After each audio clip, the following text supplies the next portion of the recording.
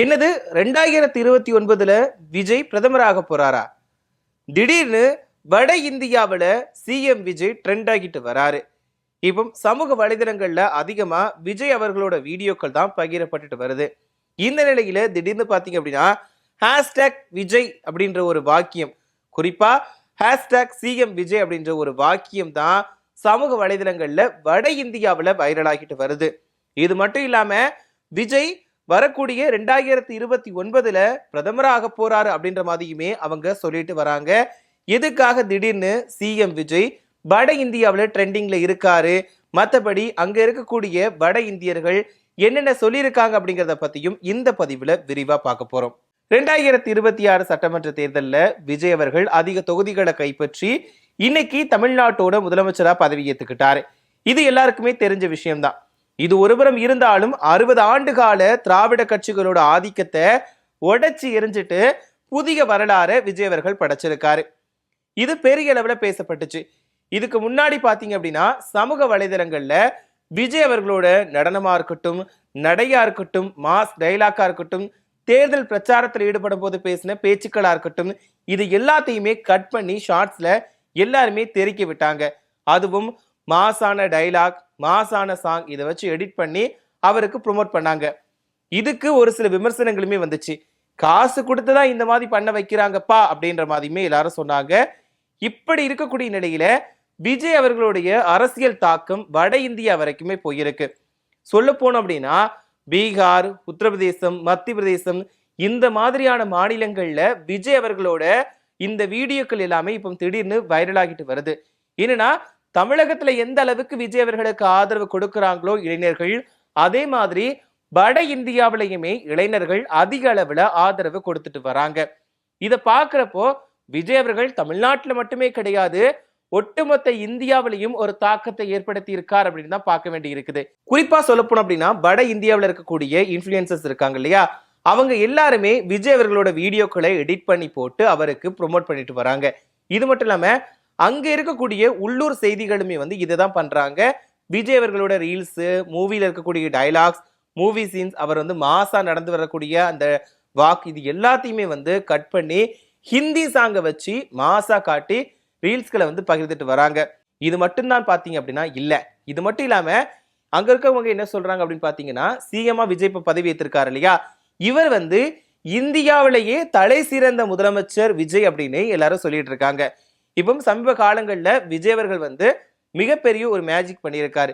வந்த உடனே ஆட்சி அமைச்சிட்டாரு. ஒரு பக்கம் இழுபறி இருந்தாலுமே அவரை அரசியல், இந்த சினிமா இதை எல்லாத்தையும் தாண்டி அவரோட லுக், அந்த ஒரு கிரேஸ், அந்த ஒரு கவர்ச்சி, இதற்காக தான் எல்லாரும் பாக்குறாங்க.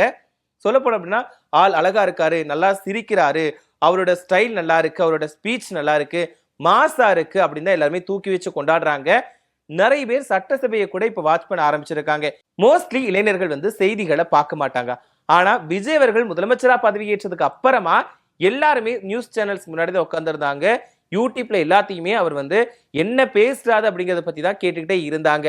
இது ஒரு புறம் இருக்கக்கூடிய நேரத்துல இன்னும் ஒரு டீப்பா போய் தயவு செஞ்சு ஓடிடியில எங்களுக்கு விஜய் அவர்களோட சட்டசபையில் லைவ் கொடுங்க, நான் எங்களுக்கு வேற எதுவுமே படங்கள் வேண்டாம் அப்படின்ற மாதிரியுமே மீம்ஸ் வந்துகிட்டு இருக்கு.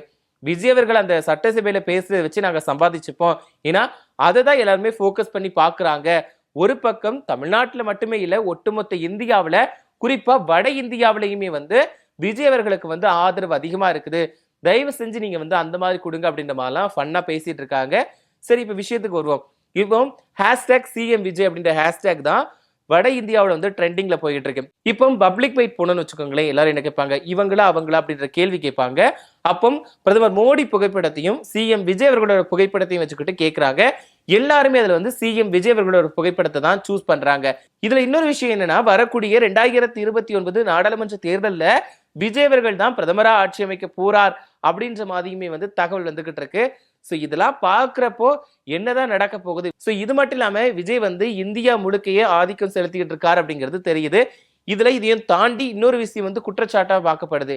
என்னன்னா விஜய் தமிழகத்துல மட்டும்தான் இப்படி ப்ரொமோட் செய்யறதுக்காக காசு கொடுத்து எல்லாத்தையும் விலைக்கு வாங்கினார் அப்படின்னு பாத்தீங்கன்னா, வட இந்தியாவிலையுமே எல்லாரையுமே விலைக்கு வாங்கியிருக்காரு அப்படின்ற ஒரு குற்றச்சாட்டு வருது.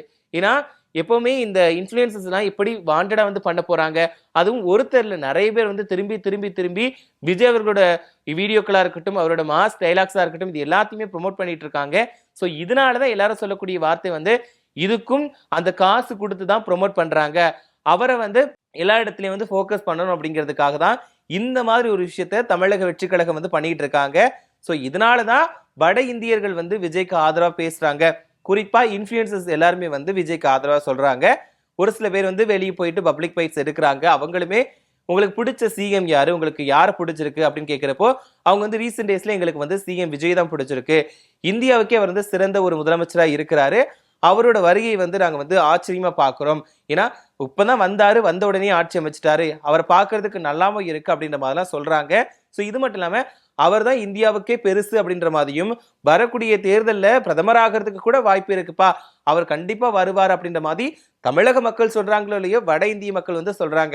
சோ இதனால விஜய் அவர்கள் வந்து இங்க மட்டும் இல்ல, அதாவது தமிழ்நாட்டுல மட்டும் இல்ல, ஒட்டுமொத்த இந்தியாவிலையுமே எல்லாராலையும் ஃபோக்கஸ் பண்ணப்படுறாரு, அது மட்டும் இல்லாம ப்ரொமோட் பண்ணப்படுறாரு. சோ இதை பத்தி நீங்க என்ன நினைக்கிறீங்க? இவர் வந்து உண்மையாவே பிரதமர் ஆவாரா, இல்லட்டா இவரோட அரசியல் நகர்வுகள் எந்த மாதிரி இருக்கும்? இதை பத்தின உங்களோட கருத்துக்களை மறக்காம கமெண்ட்ல சொல்லுங்க. அது மட்டும் இல்லாம இந்த மாதிரி இன்ஃப்ளூயன்சஸ் வந்து விஜய் அவர்களை ப்ரோமோட் பண்றதுக்கு காரணம் என்ன? உண்மையாவே அவங்க புடிச்சு போய் பண்றாங்களா, இல்லைன்னா காசு கொடுத்து தான் ப்ரோமோட் பண்றாங்களா அப்படின்ற விஷயத்த மறக்காம கமெண்ட்ல சொல்லிடுங்க.